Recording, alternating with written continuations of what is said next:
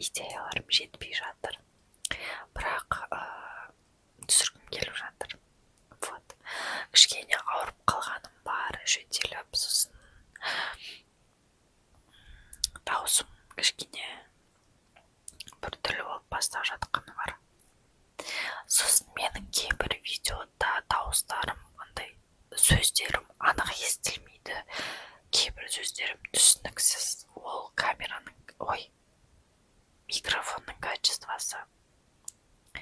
Басқа ештеңе пока істей алмаймын, өйткені качественный микрофон емес, жай петличка. Менде қазір бір қызық идея бар, қалай видео түсіретін, не туралы видео түсіретін. Hear Me Out Cake деген видеоны тиктоктан көрген боларсыздар. Сол видеоны мен бүгін құрбыммен түсірдім. Бірақ біз тортқа емес, бургерға тығып қойып істедік. И менде қазір сол персонаждар қағаздары бар. И сол персонаждарды сіздерге көрсетем деп ойлап жатырмын. Вот. Қазір мен бір-бірден көрсетіп бастаймын. Мен білмейтін персонаждар бар. Өйткені оны құрбым көрсетті.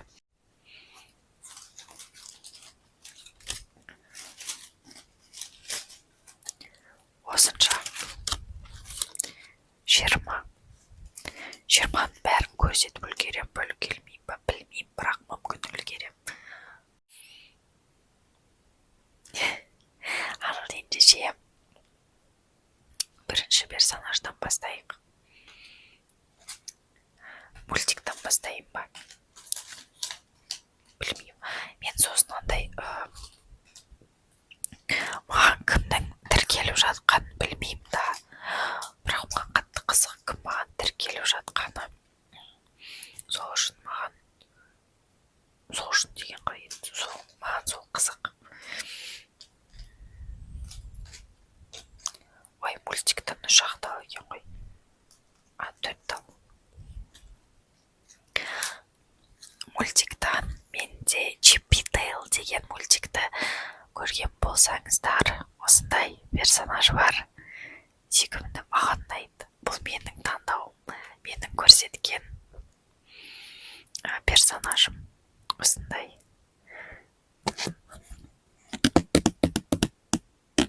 Қызықты деп ойлаймын.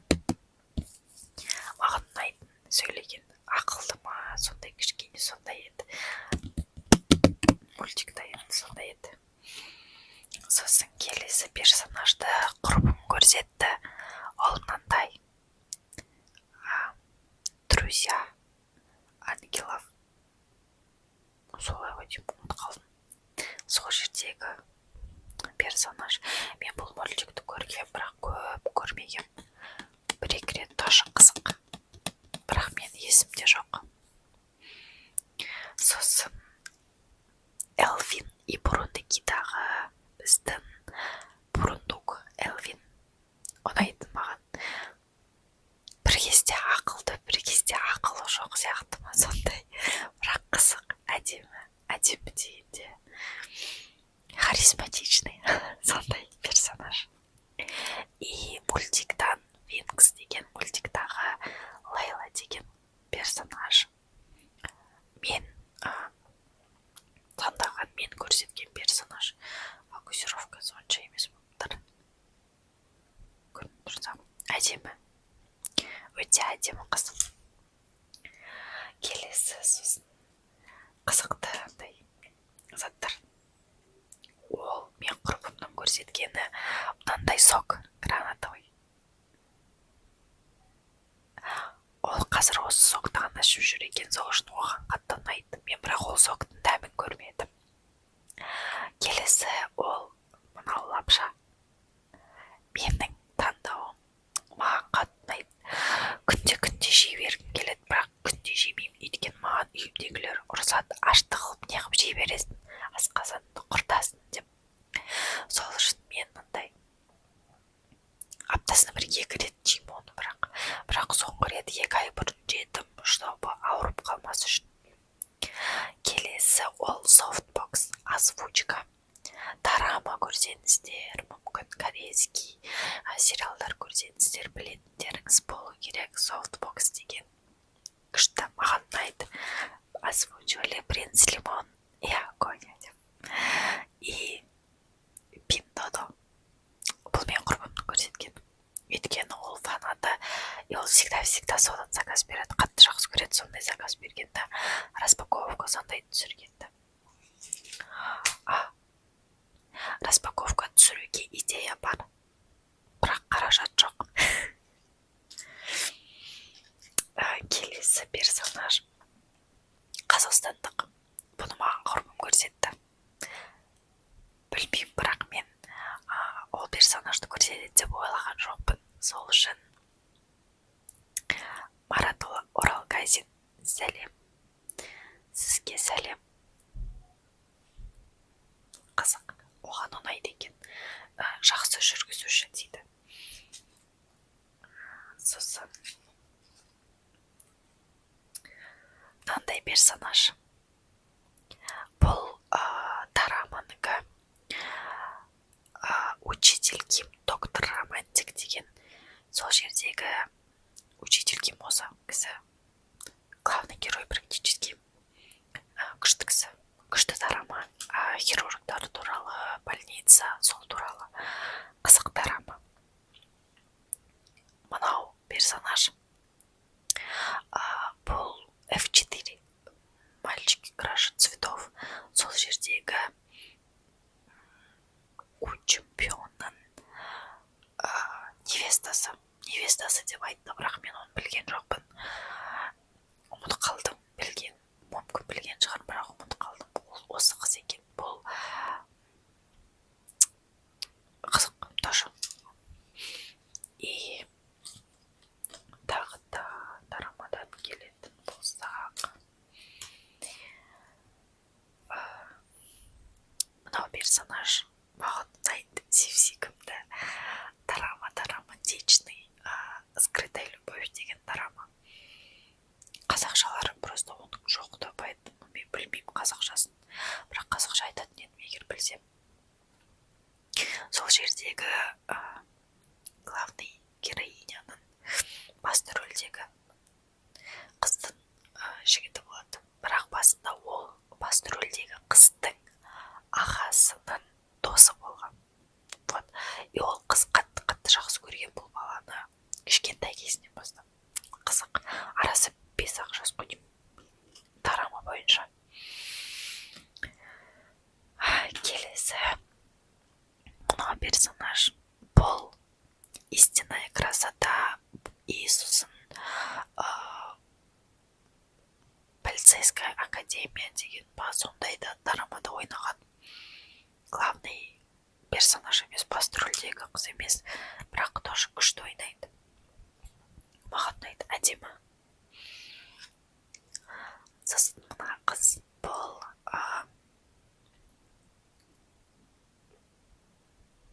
влюбиться в твою улыбку деген дорама бар. Сол жерде ойнайды осы қыз. Бұл басты рөлдегі қыздың жақын құрбысы. Әдемі. Ондай байдың қызы күшті. Андай күшті машина айдап әдемі киінеді. И құрбысына күшті поддержка береді. Сондай екеуінің арасы күшті. Сосын мына қыз 25-21 деген дорамада ойнайды. Одан да басқа көп дорамада ойнайды, бірақ мен көпсін көрмедім. Сол жердегі басты рөлдегі қыз атын ұмытып қалдым, бірақ солай. Сосын мынандай персонаж бар. Бұл бұрын Никелодианда, бұрында iCarly деген сондай сериал ма, сондай көрсетіледі. Сол жердегі персонаж күшті. Сол бір қызды ғана жақсы көрген, Карли деген сол жерде. И осы бала сүйкімді ғой, түрі әдемі. Маған сол үшін ұнайды. Андай нелерін ұмытып қалдым, андай не істегендері туралы. Екі персонажды мен танымаймын. бірақ оны құрбым көрсетті. Мынау бір тиктокердің әйелі, бұл қытайлық қыз, атын ұмытып қалдым. Вот, осыны көрсетті. Сосын құрбым мына кісіні көрсетті. Бұл YouTube блогер, тамақ пісіретін блогер. Сол кісіден тамақ жасап үйренгенін айтты. Қазір құрбым тұрмысқа шыққан. Егер де мен мына кісінің видеосын қарамағанда, қазір менің енем мен күйеуім аш отыратын еді деп күлді. Мен еще қазір сол ойымды бөлек салып қойдым. Қызық болса көрсеңіздер болады. И менің ең жақсы көретін актерім дорамадағы корейский дораманың актері маған қатты ұнайды. Главный герой болмаса да, бірақ қатты ұнайды. Бұл кім бұл? Қызық. Әдейлі осындай қызық суретін алдым, күлкілі болсын деп. Бұл жерде сказание о Кумихо деген дорамада ойнаған, сол жердегі суреті осындай қызықты болды деп ойлаймын. Маған пікірлеріңізді жазуды ұмытпаңыздар, өйткені маған өте қызық. Не ұнайтыны, сіздерге не түсіруге болатынын. Қазір енді бастап жатқандықтан видео түсіріп кішкене идеяларым шашыраңқы, түсініксіз не түсіруге болатыны. Сосын бұйырса мен жаңа жыл өткесін качественный микрофон алғым келеді. Жаңа жыл өтіп кетсін енді. Жұмыс қой қазір. Сол.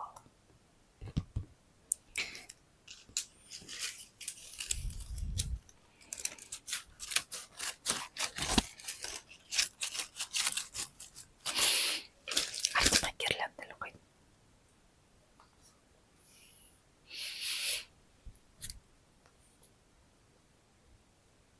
Пока.